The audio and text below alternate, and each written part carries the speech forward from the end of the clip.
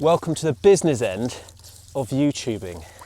Cleaning cars in car parks. It's not how I thought I'd be starting my day.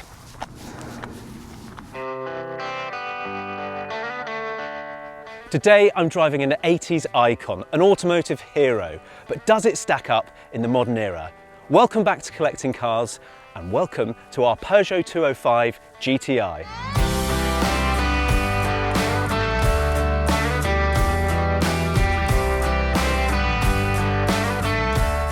Back in the 80s and 90s, this was the car that me and my pals all wanted to have, definitely couldn't afford, and there was no way we were going to be able to insure it. So now, finally, I have the chance to drive this one. And if the 1984 Bond-inspired advert is anything to go by, I'm in for a really good time.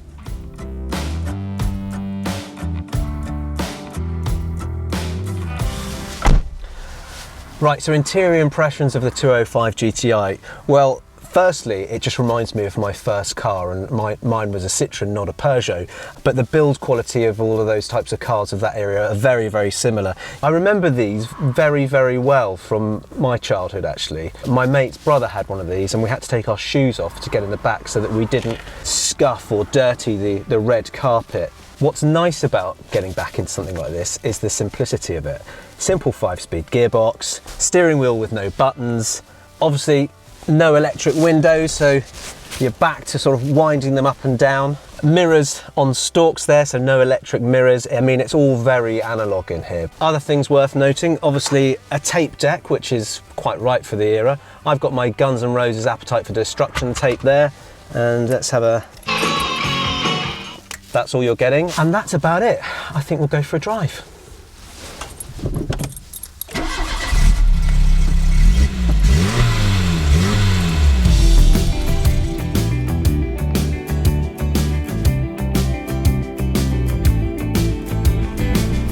Well, immediate impressions, it's really funny getting out of a modern car into this, and even the wind-up windows make you feel very nostalgic.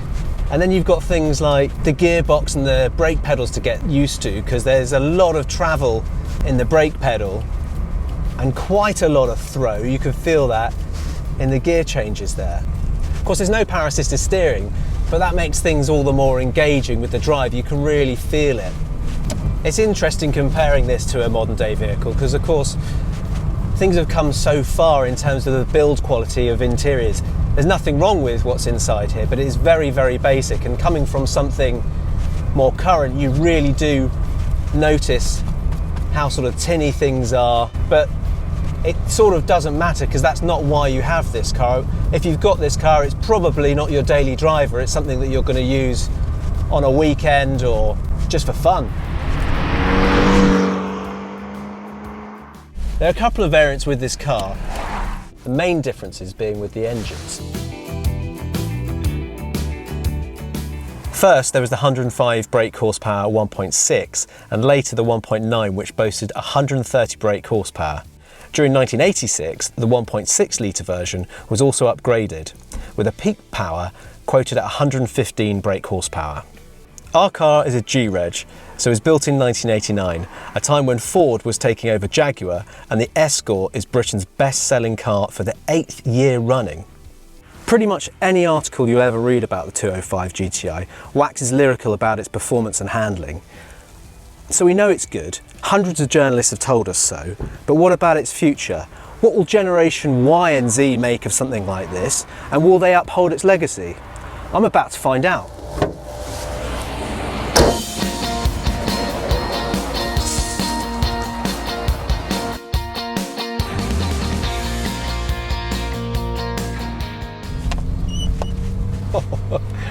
The squeaky sun visors there. So this was the car that we all loved in the 80s and 90s and still love it today, but I've no idea what the youth of today think of something like a 205 GTI. They probably don't even know what it is. So I'm off to meet Richard, who's a TikToker, and he's got over 29 million views on one of his films. It's absolutely unbelievable. And let's find out, let's see what he makes of this 205 GTI.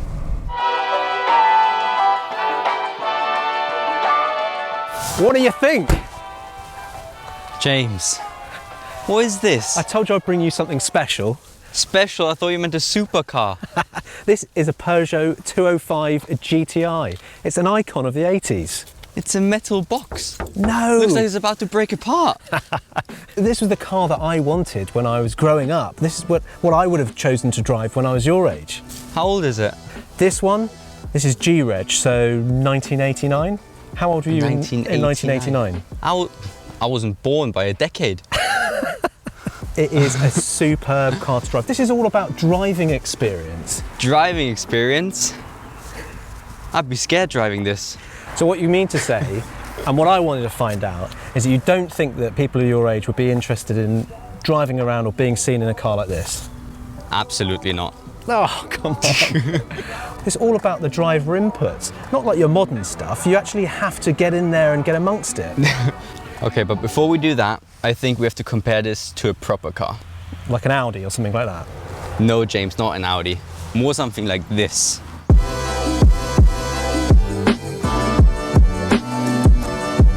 Oh right, yeah, so a yellow Audi. That's all you've got yourself here. Oh, come on. This is a 2015 Lamborghini Huracan. Yeah, it's very nice. I'll give you that. It's very, very pretty.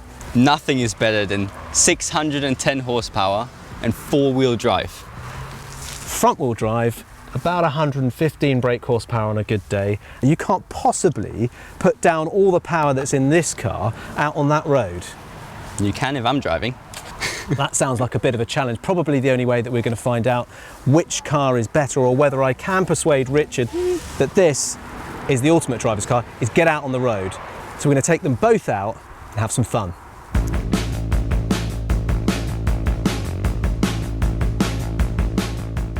Well, James, now we're in a proper car.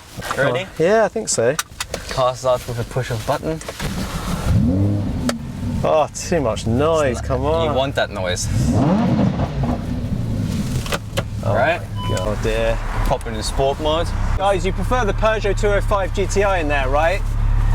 Yeah? No, I'm serious. I'm deadly serious. Oh my God, you need an ASBO for this, honestly.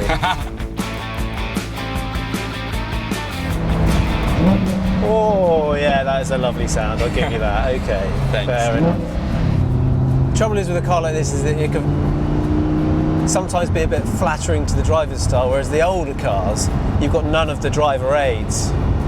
You still come pretty unstuck in this quite quickly, I can imagine. Yeah. God. It's all very well when you're the driver, but I think in a passenger seat in one of these, it's like, oh, you need a neck brace. Phew. Back in one piece.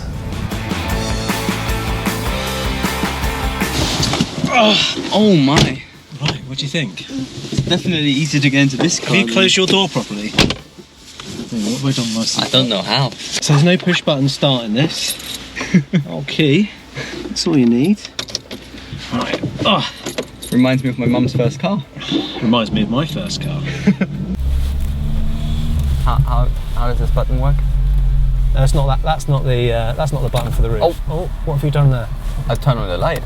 Oh, so I bet you didn't know that. No, I didn't actually. And now you pull that thing back, Oh. and that's the sunshine roof. Oh my. Yeah. Come on, man. Put your back into it. There you go. Woohoo! What does this handle do? That's your window. What? There's no electric windows in here. No Joking. No electric mirrors. Check the mirror one out. No way. I feel like we're comparing an iPhone 11 Pro with a Nokia. Oh, listen to that! Just think of the money you would save having one of these, and what fun you'd have, and all your friends would think, what a cool guy in that classic car. So what are the iconic cars from when you were growing up? What do you think about? You know, if in sort of 10 or 20 years you were to buy.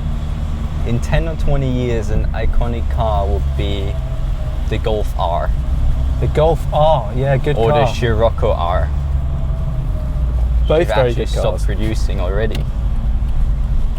Well, I'm not selling you on this. I'll drop you back into your Lamborghini. And, Thank you very much. Thank you for joining us today to clear that up and to see what people think of, or what the youth think of the 205 GTI. Well, thank you for inviting me. And You're welcome, mate. You're welcome. Hopefully, the Anytime. next car you bring me will persuade me. Right. Cheers. Thank you. Well, that's that then. I don't think he was particularly sold on the 205 GTI, so I've left him back to his Lamborghini. Some people, eh? That's the youth of today.